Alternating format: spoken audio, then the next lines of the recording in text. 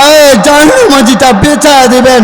ওই জায়নামাজিতে যারা সাজদায় পয়রা পয়রা আমার মাওলার দিকে হাতটা তুইলা দিবেন আর তুইলা বলবেন, মাওলা আপনি তো দেখছেন ওই দোকানের কাছে গেলাম, আমাকে চালের বস্তা দেয় নাই, বাড়িতে ফিরায় দিছে, মানুষের সামনে অপমান করছে, মালিক আপনি তো দেখছেন ওই যে অনেকে আমাকে দুঃখ দিছে, কষ্ট দিছে, জুলুম করছে, মালিক বিচার কারো কাছে দিব না, আপনার কাছে বিচার দিলাম। আপনি মাওলারে বলেন না, মাওলা অসুস্থ হয়ে গেছি, আপনি ছাড়া আমাকে সুস্থ করার কেউ নাই। দুনিয়ার মানুষগুলা এক হসপিটাল থেকে অন্য হসপিটালে দৌড়াদৌড়ি করে চইলা যায়, পেরেশানি করে, আয় মাওলার দিকে চায়া চায়া চোখের পানি জড়ায়া জড়ায়া যদি বলতেন, দিল কইলা চোখের পানিটা ছাইরা যদি মাওলারে বলতেন, ও আমার মাওলা, ও আমার মালিক, তুমি না আমার রব, তুমি সুস্থ কইরা দেও না। বাগার সাহেব রহমতুল্লাহি আলাইহি, ওনার ক্যান্সার হয়েছিল, ক্যান্সার বলে ধরা পড়লো, উনি নাকি 2 মাস বাঁচবে, জীবিত থাকবে, ডাক্তার বইলা দিছে। উনি বাড়িতে যায় চিকিৎসা না করায়া বলে আবার ইন্ডিয়া যাইতে হবে, যদি সুযোগ হয়, যদি আল্লাহর হুকুম হয় তাইলে বাঁচবে, নাইলে 2 মাস পরে চইলা যাইবে। উনি বাড়িতে যায় সেজদা যায়, নামাজ পড়েন আর চোখের পানি জড়ায়া দোয়া পড়া পড়া আল্লাহর কাছে বলে, মালিক তোমার নাম নিয়ে ফু দিতেছি, ক্যান্সার ধরা পড়ছে, শরীরে ফু দেয়, তো বলেন ফু দিয়ে কি ক্যান্সার কমে নাকি? কমে? এটা তো দুনিয়ার স্বাভাবিক নিয়ম। বলে ক্যান্সার এটা মরণ বিধি বলা হয়, কিন্তু উনি ফু দিয়া দিয়া 1 সপ্তাহ পরে যখন পরিপূর্ণ সুস্থ হয়ে গেছেন, তো চেক আপ করাইতে গেছেন সিলেটে, ওনাকে বলা হইল, হুজুর আপনি কি চিকিৎসা করাইছেন? বলে না না, চিকিৎসা তো করাই নাই। বলে আপনি তো আল্লাহর রহমতে পরিপূর্ণ সুস্থ হয়ে গেছেন। আওয়াজ করে বলি না, বলে পরিপূর্ণ সুস্থ হয়ে গেছে ফু দিয়া। বলে আপনি যত বিপদে পড়েন, আমাদেরকে বিপদে কে ফেলেন? আওয়াজ করে বলেন কে ফেলেন? ওই মাওলা বিপদে ফেলে। বলে তোকে বিপদে ফেলা আমি একটু পরীক্ষা করি, দেখি তুই আমারে বইলা যাস কিনা, তোরে আমি নিয়ামত দিয়া একটু পরীক্ষা করি, দেখি আমারে কতটুকু স্মরণ ডাকিস। আমরা তো মালিকরে বইলা যাই, হায় বিপদের সময়ে যদি আল্লাহর কুদরতে পায়ে সাজদায় পড়ে পড়া চোখের পানি জড়াইতে থাকতাম, নিয়ামতে পড়াও যদি আল্লাহর কাছে চাইতে পারতাম, বলে দুনিয়া গান্দা জীবন, নষ্ট জীবন, এটার দিকে এত আফসোস করে কোনো লাভ নাই। কত টাকাওয়ালা, কত ক্ষমতাবান, বলে দুনিয়া থাকে নাই, ওরা চলে গেছে, তো আপনিও থাকবেন না, আমিও থাকবো না। কত টাকা পয়সাওয়ালা টাকা রাইকা চলে গেছে, সন্তান সন্ততি বুক করতে পারে না, পরের মানুষ বুক করে, ওরকম আছে না? জানি না আপনারা জানেন কিনা, এই এলাকায় আছে কিনা, কত টাকাওয়ালা টাকা কামায় হালালে হারামে, কিন্তু সন্তান সন্ততি বুক করতে পারে না। হ্যাঁ, তার প্রতি জুলুম কইরা, সন্তানের প্রতি জুলুম কইরা ওর সম্পদগুলা নিয়ে চলে যায়। কোনো টাকার মূল্য থাকে না, কোনো ক্ষমতার মূল্য থাকে না। কত ক্ষমতাবান দেখলাম মাটির নিচে তার স্থানটা হয়ে গেছে। এর জন্য আমাদের মূল কথা তো এটাই যে চইলা যেহেতু যাইব মালিকের দরবারে, চইলা যাওয়ার আগে মালিকরে খুশি কইরা নিব পবিত্র অবস্থায়, কেননা তুহুরু শত্রুল ঈমান, পবিত্রতা ঈমানের অঙ্গ। সদা যখন আপনি পবিত্র থাকবেন, দেখবেন ভালো লাগা ফিল করে, আপনি পবিত্র থাকবেন। যদি পারেন তো সাদা পোশাক পরবেন, কেননা ইমাম তাইয়িব রহমতুল্লাহি আলাইহি বলেন, সাদা পোশাক যখন কেউ পরে ওটা ধুইয়া পড়বে, ওই পোশাক 2 দিন পর্যন্ত যে পড়লো তার জন্য দোয়া করতে থাকে। বলি না সুবহানাল্লাহ? কেননা 2 দিন পর্যন্ত সাধারণত একটা পোশাক ময়লা হয় না, তো ওটাও চেষ্টা করবেন আর আল্লাহর কাছাকাছি হওয়ার চেষ্টা করবেন। পবিত্র থাইকা আপনি শুধু চিন্তা করবেন, চোখটা বন্ধ কইরা কইরা ভাববেন, মাঝে মধ্যে শুয়া যখন যাইবেন, ওই যখন ঘুমাইতে যাইবেন, ওই ঘুমানোতে যা চোখটা চোখটারে বন্ধ কইরা কইরা নিজের একবার লাশ বানাইবেন যে মাওলা ভিতর থেকে আত্মাটা চইলা গেলে, আমার রূহটা চইলা গেলে। অনেকের ছোট বাচ্চারা আছেন, আপনি বাড়িতে যখন চইলা যান ওই ছোট বাচ্চাটা দৌড়ায়া দৌড়ায়া আপনার কাছে চইলা যায়, আর চইলা যায় আপনাকে জড়ায়া ধরে, বলে আব্বু তুমি আজকে লেট কইরা কেন বাড়িতে আসছো? আমার আম্মু না আমাকে পিটুনি দিছে, তোমার কাছে আমি বিচার দিলাম। জড়ায় ধরে, বাপের গড়ায় জড়ায় ধরে, পকেটে হাত দিয়া বলে বাবা কি নিয়ে আসছো আজকে মজা? বলে কি বলে না, ছোট বাচ্চা যায় বাবার কোলে লাফ দিয়ে উঠে আর বলে আব্বু তুমি আসো না কেন? আমি কিন্তু খানা খাই নাই, তুমি আসছো এখন তোমাকে নিয়ে খানা খাবো, একটু আমাকে খানা খাওয়ায় দাও না। কত সন্তানরা নিজের মায়ের চেহারা না দেখলে খানাই খাইতে চায় না। এখানে কত যুবকরা আছেন এই কমিটিতে যারা আয়োজন করছেন মাহফিলের, 100 সদস্যের উপরে যারা আয়োজন করছেন, কত যুবক হয়তো এখানেও আছেন কমিটি থেকে, যারা ঘরে যায় বাহানা করে, বলে আম্মু আমার একবার খানা খাওয়ায় দেও না, আব্বু একবার খানা খাওয়ায় দেও না। কত বাহানা করে মায়ের কাছে। মা বলে তোর বুইরা বয়সে আর কয়দিন খাওয়ায় দিমু? বলে মা মুখে না তুইলা দিলে আর খাবো না।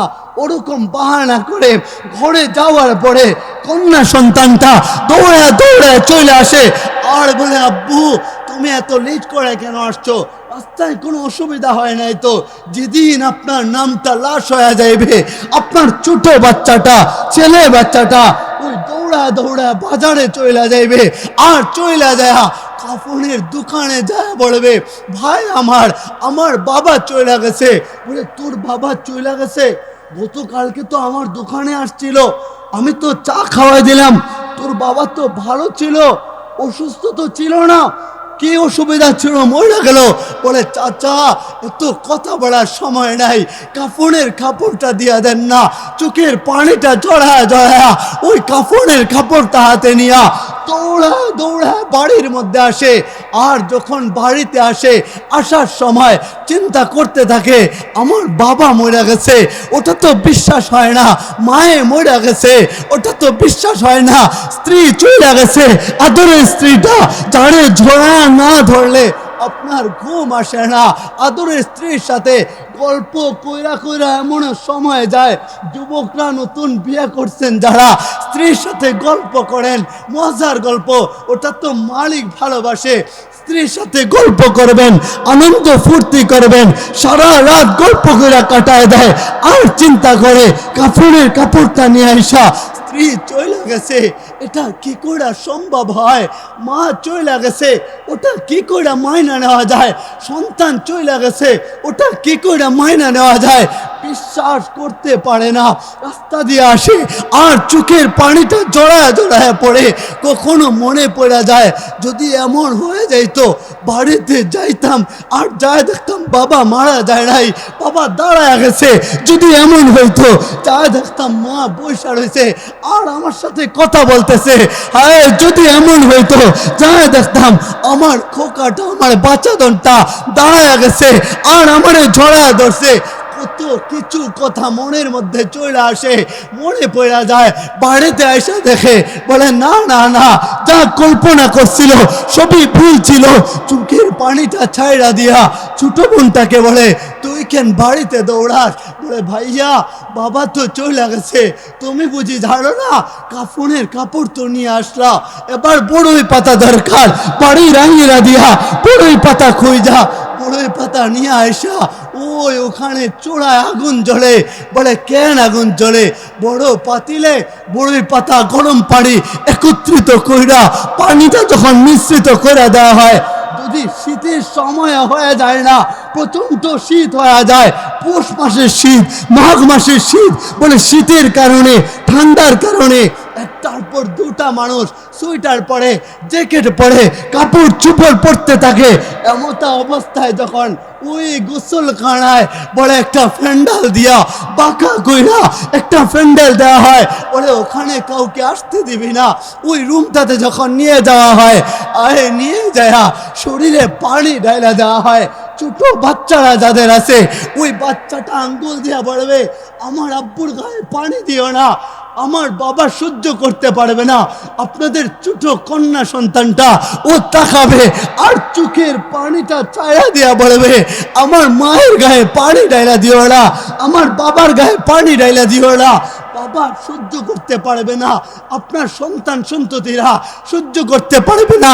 আর যাদের ঘরে মা জননী বাইচা আছেন ওই মা জননী পাগল পাড়া হইয়া ওই ঘর থেকে দৌড়ায় দৌড়ায়া ওই যেখানে গোসল দেওয়া হইবে ওখানে চলে যাইবে দৌড়ায় দৌড়ায়া, আয় ওখানে দৌড়ায় যায় যখন বলবে আমার বাচ্চাদনের গায়ে পানি ঢাইলা দিও না, বাচ্চাজন সহ্য করতে পারবে না আর চোখের পানি ঝরাইতে থাকবে। কিন্তু মানুষ এত স্বার্থপর হইবে, যতই চোখের পানি ছড়ান না কেন মানুষ আপনার শরীরে ঠিকই পানি ঢাইলা দিবে। আপনার শরীরের মধ্যে পানি ঢাইলা দিয়া দুনিয়ার দামি দামি কাপড়গুলা, দামি টি শার্টগুলা, দামি গেঞ্জিগুলা, জাপানি কাপড়ের পাঞ্জাবি ছাড়া অনেক হুজুরে কাপড় পরে না, বলে না না না ওই কাপড় শরীর থেকে খুলে দেওয়া হবে। বড় বড় পীর সাহেব ওনাদের শরীর থেকেও কাপড়টা তুলে নেওয়া হবে, কইলা নিয়ে দেওয়া হবে। ঘরের নববধূ ছিল তোর গায়ের মধ্যে কত রং বেরঙের কত পোশাক আশিক পরানো হয়েছিল, কানের দুলটা পরানো হয়েছিল, গলায় গহনা পড়ায় দেওয়া হয়েছিল, নাকে একটা স্বর্ণের ফুল পড়ায় দেওয়া হয়েছিল। চইলা তো গেল, বলে দুনিয়াওয়ালারা টান দিয়া দিয়া ওই সব কিছুকে খোলা নিয়া আলাদা করে দিছে। দামি কাপড়ের মূল্য আর রইল না, দামি কাপড় আর আপনার জীবনে কোনো কাজে আসলো না। এত এত টাকা কামাইছেন, এত এত সম্পদ কামাইছেন, বলে না না না সম্পদ কোনো কাজে আসবে না, কোনো কাজে আসতে চাইবে না। একটু পরে দেখা যায় বলে আতর খুশবু পড়ায়া, বলে সাদা কাফন পড়ায়া রুমের মধ্যে আপনারা আমারে নিয়ে আসে। এমতা অবস্থায় যাদের ঘরে মায়েরা আছেন বলে ওই মায়েরা দৌড়া দৌড়ায়া আপনার পাশে আসবে আর লাস্টারে জড়ায় দৌড়া বলে কোকা আমার চাইরা চইলা গেলি, আমি মা তোরে না বলছিলাম যে মোটর সাইকেল নিয়ে বের হবি না, তারপরেও মোটর সাইকেল নিয়ে বের হইলি, লাশ হইয়া ফিরে আসলি, তোরে ছাড়া আমি খানা খাই না, তুই কবরে একা একা কি করে থাকবি, কি করে অন্ধকার ঘরে থাকবি, ওখানে তো তোর পরিচিত কাউকে পাইবে না। আয় মসজিদের মাইক থেকে এলান আসে অমুকের জানাজার সময় আর মাত্র 15 মিনিট সময় বাকি আছে। এই কথাটা যখন স্ত্রীর কানে যায় বলে স্ত্রী সহ্য করতে পারে না, চিৎকার দিয়ে কান্না শুরু করে দেয়। এই কথাটা যখন মায়ের কানে যায় বলে মা সহ্য করতে পারে না, বাবার কানে যায় বলে বাবা সহ্য করতে পারে না। এমনও ঘটনা ঘটে যায় বলে সন্তানটা বাবার লাশের কাছে যায় শুয়ে থাকে আর লাশটারে জড়ায় ধইরা বলে আব্বু একবার জড়ায় ধরো না, কেন কথা বলো না, ডাক দিয়া বলে আম্মু আমার বাবাকে বলো না কথা বলতে, গত রাতে না বাবা আমারে জড়ায় ধইরা শুইছিলেন, আমার গলায় জড়ায় ধরছিলেন, তো একবার বলো না আমারে জড়ায় ধরার জন্য। ওই ছোট বাচ্চা তো বুঝে না, লাশের হাতটারে টান দেয়, ওকে যে হাত রিজাল্লা তামসি পা থাকে ওকে যে হয়ে যায় ইয়াদুল্লাহ তাতলি হাত থাকে, ওই হাত দিয়ে নাড়াচাড়া করতে পারবেন না, ধরতে পারবেন না। আইনুল্লাহ তানজুর আপনার চামড়ার চক্ষু যেটা ছিল ওটাই থাকবে আর ওটা দিয়ে দেখা যাবে না। উজুল্লা তাসমা কান থাকবে ঠিকই আর শ্রবণ করতে পারবেন না। এত ভয়াবহ অবস্থায় ছোট বাচ্চাটা যায় ওই লাশটারে জড়ায় ধইরা চিৎকার দিয়া দিয়া কাঁদে আর মানুষজন সান্ত্বনা দেয়, মিথ্যা সান্ত্বনা দিবে, বলে তোর বাপের কিচ্ছু হয় নাই, তোর মার কিচ্ছু হয় নাই, আয় না চলে আয় না, আয় মিথ্যা সান্ত্বনা দেয়। কিন্তু দুনিয়া ওয়ালারা তো আপনাকে আমাকে মিথ্যা সান্ত্বনা সবসময় দিয়া থাকে।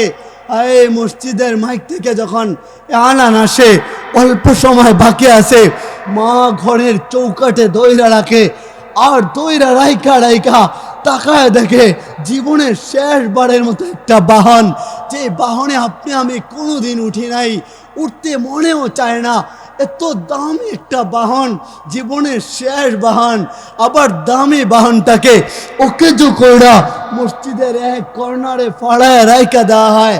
4 জনে বহন কইরা আপনারে আমারে নিয়ে যাবে। ওটারে কেউ খাটিয়া বলে, আর কেউ পালকি বলে, কেউ খেলগড়া বলে, যেটাই পারেন না কেন, ওটা যখন বাড়ির আঙিনা দিয়া নিয়ে আসবে, মা চিৎকার দিয়া দাঁড়ানো থেকে অজ্ঞান হয়ে পড়ে যায়, জমিনে পড়ে যায়। মাকে মানুষ সান্ত্বনা দেয়, কিন্তু মায়ের মার বুঝতে চায় না। তাদের ঘরে স্ত্রীরা আছেন বলে স্ত্রী জমিনে পড়ে যায়, স্ত্রী সহ্য করতে পারে না, সন্তান চিৎকার দিয়ে কাঁদে, সন্তান সহ্য করতে পারে না। ঘরের মানুষেরা আপনার বোনটা চিৎকার দিয়া দিয়া কাঁদবে, ভাইয়া বইলা বইলা কাঁদবে, বলে ভাইয়া তুমি কি আর আসবে না, আর কি ফির আইবা না, আর কি আমার জন্য মজা নিয়ে আইবা না, আর কি আমার সাথে ঝগড়া করবা না। চিৎকার দিয়া দিয়ে কাঁদতে থাকে, মা চিৎকার দিয়া দিয়ে কাঁদে। আর বাবা বলে যে তোর জন্য আর বিচার করতে হবে না, তুই যে দুষ্টামি করতি আর কেউ বিচার নিয়ে আসবে না, তুই তো আমি বাপরে রাইকা চইলা গেলি, তোর জন্য আর চিন্তা করতে হইবে না, আমাকে চিন্তা মুক্ত কইরা চইলা গেলি। ওই খাটিয়াটা যখন নিয়ে আসে, মা লাস্টারে চড়ায় দইরা টান দিয়ে ধইরা রাখতে চায়, মানুষ জোর কইরা মাকে অন্য রুমে নিয়ে যায়, কিন্তু মায়ের মন তো বুঝে না, দৌড়ে আইসা লাস্টারে চড়ায় দইরা আর লাশের মধ্যে মাথাটা রাইখা চোখের পানিটা চাইরা দেয়।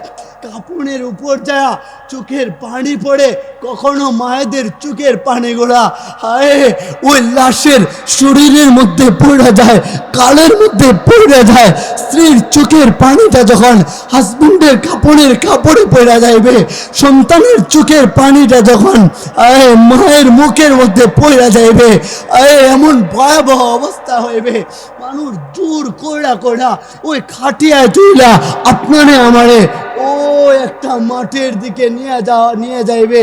ওই মাঠের দিকে যখন নিয়ে যাইবে, ঘরের চৌকাঠের মধ্যে ধইরা সবাই চিৎকার দিয়া কাঁদবে, আর চিৎকার সুরে কাঁদবে, চোখের পানি ঝরাইবে, কেউ থামাইতে পারবে না।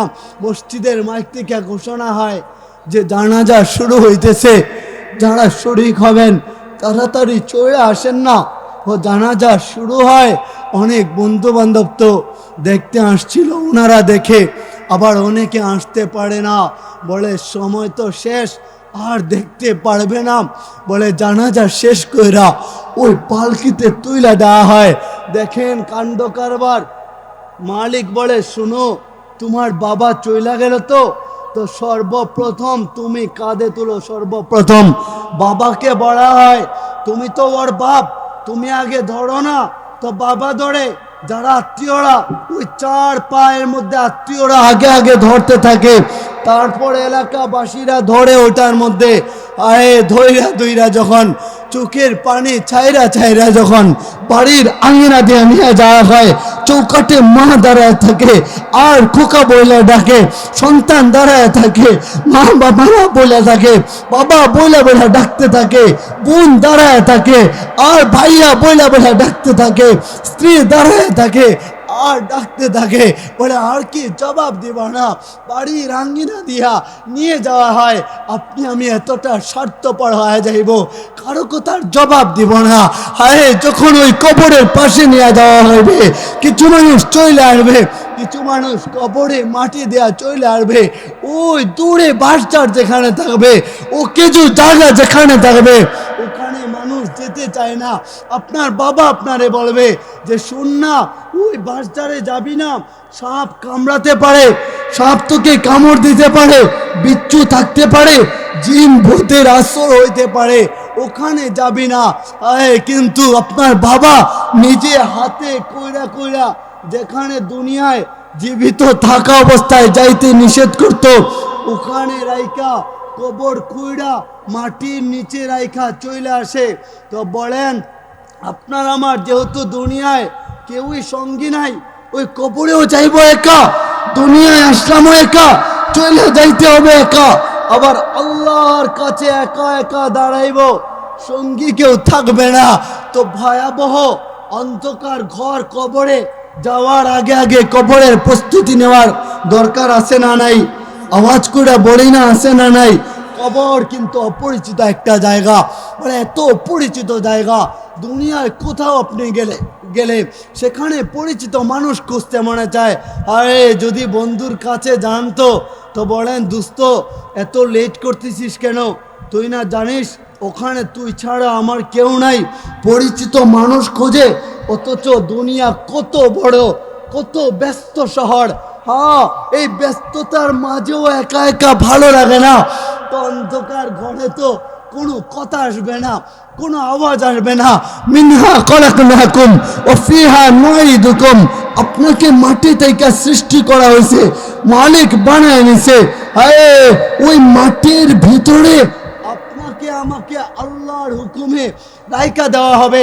রাত যখন গভীর হয়ে যায়, আপনি আমি ঘরে যাইতে চাই, বাবা মায়ের কাছে যাইতে চাই, কিন্তু ওখানে রাত গভীর নাকি দিন শুরু ওটা বুঝতে পারবো না। চতুর্দিকে হাত রাখবো, দেখবো মাটি আর মাটি। ডানে ধরবো, সেখানেও মাটি, বামে ধরবো, সেখানেও মাটি, সামনে ধরবো, বলে সেখানেও মাটি, পিছনে ধরবো, বলে সেখানেও মাটি, শুধু মাটি আর মাটি। তাকাবো আর তখন একটা চিৎকার দিবেন, সন্তানকে ডাক দিবেন, বলে শোন না বাবা, আমারে কই রাইখা গেলি? যে যাওয়ার মতো কইরা, যে যারে বাঁচাইতে পারে, বিপদে পড়লে দুনিয়ার যে যাকে ডাকতো তার একটা ডাক দিবে। কিন্তু পড়েন, ওই আওয়াজের শব্দ, ওই চিৎকারের শব্দ দুনিয়ার কারো কাছে কি যায় পৌঁছাবে নাকি? বলে না না, যতই চিৎকার দেন, যতই চেঁচামেচি করেন, যতই কাঁদেন, দুনিয়াওয়ালা কারো কান পর্যন্ত পৌঁছাবে না। ওখানে মাটি থাকবে। একটু পরে আপনি আমি তাকায় দেখবো কিসের শব্দ শোনা যায়। ভাববো ঘুমটা ভাঙা গেছে। অনেকের বর্ণনা মত অনেক রকম। তো আমি কিছু মুফাসসিরিনে কেরাম যেভাবে বর্ণনা করছেন, ওই কবরের প্রথম রাত নিয়া, ভয়াবহ রাত নিয়া, ওই সম্পর্কে কিছু ধারণা দিচ্ছি। বলে কেউ কেউ এটা বলেন যে কবরে যখন প্রথম রাতটা শুরু হয়ে যাইবে, আর প্রথম যখন আপনার প্রশ্নোত্তর শুরু হয়ে যাইবে, তো ওই সময় আপনি ভাববেন যে আপনি ঘুমেছিলেন, মনে হয় ঘুমে স্বপ্ন দেখছেন, মইরা যাওয়ার স্বপ্ন। অনেক সময় তো আপনি আমি মইরা যাওয়ার স্বপ্ন দেখি কি দেখি না। অনেক সময় মনে হয় শরীরটা কাঁপা উঠে। মনে রাখবেন, প্রতিটা মুহূর্তে আমাদেরকে মালাকুল মউত কিন্তু একটা সিগন্যাল দেওয়া যায়। শিশু থাকেন তো ওই সময় সিগন্যাল দেওয়া যায়, কিশোর হন তো তখনও সিগন্যাল দেওয়া যায়। যৌবন কালে তো রেড সিগন্যাল তখনই চলে আসে। রেড সিগন্যাল এর জন্য বুড়া কাল অপেক্ষা করা হয় না, যৌবন কালে বলা হয় শোনো, তুমি জানো না তুমি এখনই চলে যাইতে পারো না, হলে বুড়া হয়ে চলে যাইবা। বলে সিগন্যাল দেওয়া হয়, ঘুমাইতে যান। কখনো এমন কি হয়েছে আপনাদের সাথে যে হঠাৎ করে মনে হইল কোথাও পড়ে গেছেন, আবার ঘুম ভেঙে গেছে? ওরকম কখনো দেখেন কি দেখেন না? বলে স্বপ্ন তো ঠিকই দেখেন, কতজনের কাছ থেকে কত ব্যাখ্যা ঠিকই শুনেন, কিন্তু একবারও ভাবেন না যে আমি পড়ে যাইতেছি, কবর ঘরে আমারই রাইকা দেওয়া হইবে, তো আমি আবার উঠা গেলাম, তো মানে হইল এখন যাই না, ঠিকই চলে যাইব। সময় কাছাকাছি চলে আসছে, দাঁড়িয়ে পাইকা গেছে, আর না দুনিয়ার লোভ আর রাখার দরকার নাই। তো এবার মালিকরে কাছাকাছি পাওয়ার চেষ্টা করেন। তো আপনি কবরের ভিতরে থাইকা ভাববেন ঘুমটা ভাঙা গেছে, আমাদেরকে মাফ করে দাও না, আল্লাহ মাগফিরলি, মালিক আমারও মাফ করে দাও না। এই মালিকের কাছে বারবার সেজদায় যাইবেন আর চোখের পানি জড়াইবেন, কান্না করতে থাকবেন, চিৎকার দিবেন। কখনো রাতে একা একা সেজদায় পড়া চিৎকার দিয়া বলবেন আল্লাহ তুমি মাফ করে দাও। আপনার মা যেন কাঁপে ওঠে।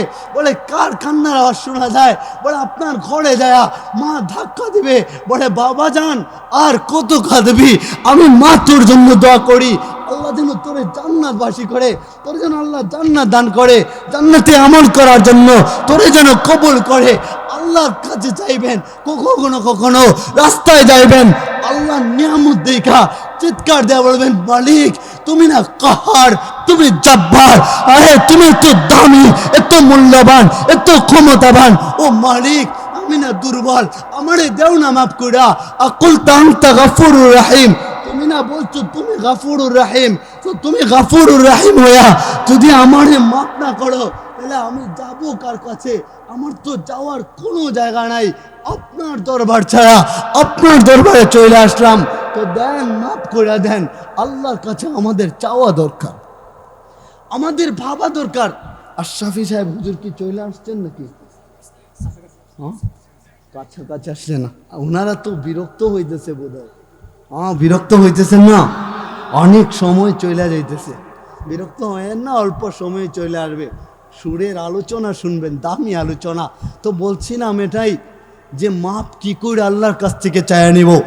আলোচনা তো বহু হয়ে গেল, তো আমাদের আল্লাহর কাছ থেকে মাপ চায়া নেওয়ার দরকার আছে না নাই? সবাই আওয়াজ করে বলি আসি না নাই?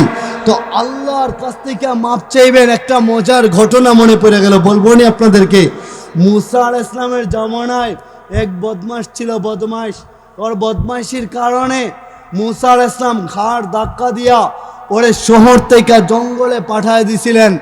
তোর যখন মৌতের সময় আসলো, তো আল্লাহ মুসা আলাইহিস সালামকে বললেন, ও মুসা আমার ওলি মারা গেছে, জানাজার নামাজ পড়াইতে হবে। বলে কোথায় জানাজার নামাজ পড়াইব? বলে জঙ্গলে জানাজার নামাজ পড়াইবা, চইলা যাও। ওলি ময়রা পইরা রইছে। বলে একা জানাজার নামাজ পড়াইতো, পড়াই কি কইরা একা জানাজার নামাজ পড়াইব? বলে বনি ইসরায়েলকে সঙ্গে নিয়ে চলো। বলে ওদেরকে তো কিছু না দিলে ওরা যাবে না, ওরা তো নগদে বিশ্বাসী। শুনেন এই ঘটনার দ্বারা আমরা বুঝবো যে কি কইরা ভুল করলে পরেও মালিকের কাছে চাইলে মালিক কি কইরা মাফ করে দেয়। মালিক না বলে তিনি গফফার, তিনি মাফ করে দেন। তিনি না বলেন তিনি দয়ালু, বলে রহমান রহিম গাফুর। এত দয়ালু আর ক্ষমাশীল হইয়া মালিক আমাদেরকে ঠেইলা দেয় না জাহান্নামে। বলে তুই চাইবি আমার কাছে, তুমি চাইবা আমার কাছে আর তোমারে ফিরায় দিব, এটা হইতে পারে না। তো জানাজার নামাজ পড়ানোর জন্য গেলেন বনি ইসরাইলের দরবারে। ওরা বলে কিছু না দিলে যাইব না। বলে শুনো, আল্লাহ ঘোষণা করছেন যে যারা আমার ওলির জানাজায় শরীক হবে তাদের সবার গুনাহকে আল্লাহ মাফ করে দেবেন। বলি না সুবহানাল্লাহ, আওয়াজ করে বলি না সুবহানাল্লাহ। বলে গুনাহ মাফ শুই না বনি ইসরাইল ওরা চললো মুসা আলাইহিস সালামের সাথে ওই জানাজার নামাজ পড়ার জন্য। যা দেখে বদমাশ পড়া মইরা রইছে, তোরা চিৎকার দেয়া বলে বদমাশ আবার অলি হইল কবে? ও না বদমাশ ছিল, আপনি না ঘাড় ধাক্কা দিয়া বদমাশির কারণে ওরে জঙ্গলে পাঠায় দিছিলেন শহর থেকে। আর কত খেলা দেখাইবেন, জীবনে বহু খেলা আপনি দেখাইছেন, এটা কি শেষ খেলা? মনে নাই বুঝে আপনার? 40 বছর একই ময়দানে আপনি ঘোরাইছেন, 5,87,000 আমাদের মানুষ সেখানে মারা গেছে একই ময়দানের মধ্যে। ওই 40 বছর ঘুরছিলাম, ওই যে খেলা দেখাইছিলেন, আরো কি খেলা দেখাইবেন নাকি? ওই বদমাশ আবার হলি কি করে হয়? আয়ে মালিকের কাছে যখন উনি বললেন, মালিক বললেন ইয়া মুসা, ও মুসা ফালাম্মা কুরুবাল মাউত, ওর মৌতের সময়টা যখন চলে আসছে, ফারাআইতা ইয়ামিনা ওয়া শিমালা, ডানে তাকাইছে বামে তাকাইছে, আমামা ওয়া রাআ, সামনে পিছনে কাছে দূরে সমগ্র জায়গা তাকায়া, ফালাম্মা কুরুবাল মাউত, মৌতটা কাছাকাছি চলে আসছে, উপরের দিকে যখন তাকায় দেখছে আকাশটা খোলা দেখা যায়, সামনে পিছনে ডানে বামে শুধু জঙ্গল আর জঙ্গল দেখা যায়, কাউকে সেখানে দেখা যায় না। ও বলে মালিক তুমি তো একজন আছো, আমার মৌতের সময় কাউরে কাছে পাই না, মাফ চাওয়ার কেউ আমার কাছে নাই, তো তোমার কাছে মাফ করে দেয়। আকুলতা আনতা গাফুরুর রহিম, তুমি নিজে বলছো তুমি গাফুরুর রহিম, তো তুমি আমারে ফিরায় দিও না। তুমি গাফুরুর রহিম হওয়ার পরে তুমি যদি আমারে ফিরায় দাও, আমার তো তুমি ছাড়া কেউ নাই। তোমার তো বহু বান্দা আছে যারা তোমারই ডাকতে থাকে, আমার তো তুমি ছাড়া দ্বিতীয় কেউ নাই, দাও না মাফ কইরা। মালিক বলে ও আমার কাছে চাইছে, ওই বদমাশটা আমার কাছে চাইছে, আমি তো মাফ না কইরা পারি না। বান্দার দিকে তাকায় রইছিলাম, আমি ওরে মাফ কইরা দিয়া ওলির খাতায় নামটা উঠায় দিছি। জিজ্ঞাসা করো না বনি ইসরায়েলের কাছে আমি কি ভুল করলাম নাকি সঠিক করলাম। বনি ইসরায়েল চিৎকার দেয়া বলে সদাকতা ইয়া রাব্বি, রব তুমি সত্য ফয়সালা করেছো, তুমি সত্য বলেছো, কেননা তুমি তো ক্ষমাশীল। আল্লাহর কাছে চাইলে গুনাহ করছেন, জিনা হয়ে গেছে, আয়ে দুনিয়ার কারো কাছে প্রকাশের দরকার নাই। আপনি আল্লাহর কাছে যায় গোপনে গোপনে চোখের পানিটা জড়ায়া বলেন মালিক জিনা হয়ে গেছে তো মাফ করে দাও। এত বড় গুনাহ যেখানে উচিত ছিল বিবাহের পরে গুনাহ করার পরে পাথর নিক্ষেপ কইরা মাইরা ফেলার কথা,